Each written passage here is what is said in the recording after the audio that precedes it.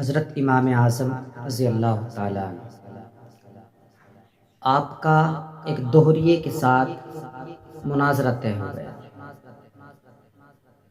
اور موضوع مناظرہ کیا چیز تھی؟ موضوع مناظرہ یہ چیز تھی کہ خالق کائنات کوئی نہیں ہے، عالم کا بنانے والا کوئی نہیں ہے۔ دوہریہ یہ عقیدہ رکھتا کہ عالم کا کوئی بھی بنانے والا نہیں ہے۔ مناظرہ طے ہو گیا، مجلس لگی، اپنے بیگانے سب اس مجلس میں حاضر ہو گئے، سب اس مجلس میں آ گئے۔ امام اعظم رضی اللہ تعالی عنہ آپ نے آنے میں تھوڑی تاخیر کی، آپ نے تھوڑا وقت لگایا، تھوڑی دیر سے آپ تشریف لائے۔ مجلس میں سب لوگ آ چکے، دوہریہ بھی حاضر ہو گیا۔ امام اعظم رضی اللہ تعالیٰ عنہ آپ تھوڑی تاخیر سے آئے۔ دوہریہ نے کہا کہ آپ اتنی دیر سے کیوں آئے ہیں؟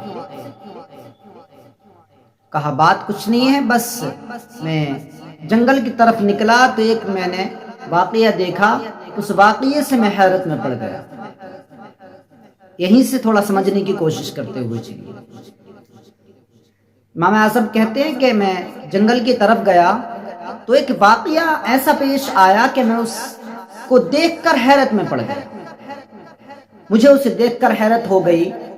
واقعہ اس طرح تھا کہ دریا کے کنارے ایک درخت تھا، وہ درخت گرا اور گرنے کے بعد اس کے خود بخود تختے بن گئے۔ اس درخت کے تختے بنے اور تختے بننے کے بعد خود بخود ہی بغیر کسی کے بنائے ناؤ بن کر تیار ہو گئی۔ پہلے درخت زمین پر آیا، پھر اس کے تختے بن گئے اور تختے بننے کے بعد ناؤ بن گئی، ناؤ بننے کے بعد خود بخود دریا میں چلنے لگی۔ دریا میں پہنچنے کے بعد اس کنارے سے لوگوں کو بٹھاتی، اس کنارے پر چھوڑ دیتی، اور اس کنارے سے بیٹھتی تو اس کنارے پر چھوڑ دیتی، اور خود ہی ان سواریوں سے کرایہ وصول کرتی، کرایہ لیتی۔ امام اعظم کہتے ہیں کہ اگر میں تجھ سے یہ کہوں تو کیا تو میری بات پر یقین کرے گا؟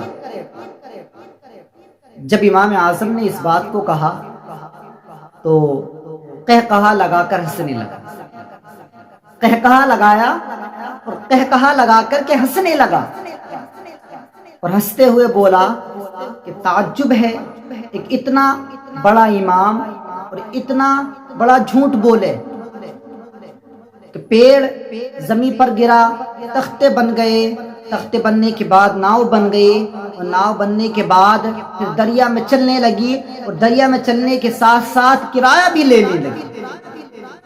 یہ تو ممکن ہی نہیں کہ بغیر کسی کے بنائے ہوئے کوئی ناؤ بن جائے، یہ ممکن نہیں۔ تو امام اعظم رضی اللہ تعالیٰ عنہ نے کہا تو پھر تو آپ کے قول کے مطابق جو آپ کہتے ہیں کہ خالق کائنات کوئی نہیں ہے، تو اس سے بھی بڑی بڑی چیزیں، چاند، سورج، زمین، آسمان، پہاڑ، یہ ساری چیزیں آپ کے قول کے مطابق بغیر کسی بنائے جانے والے کے بنی ہوئی ہیں، بغیر کسی بنانے والے کے یہ خود بخود بن گئی ہیں، خود بخود ایجاد میں آ گئی۔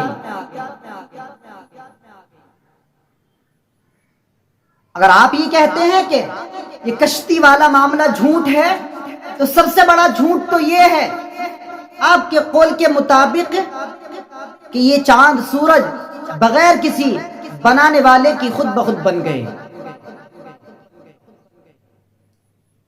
دوہریے نے غور و فکر کی، تعجب میں پڑ گیا، لب بند ہو گئے، خاموشی اختیار کی، اور کچھ دیر کے بعد اپنے قول سے اس نے توبہ کی، اور توبہ کرنے کے بعد وہ اسلام میں داخل ہو گیا، مسلمان ہو گیا۔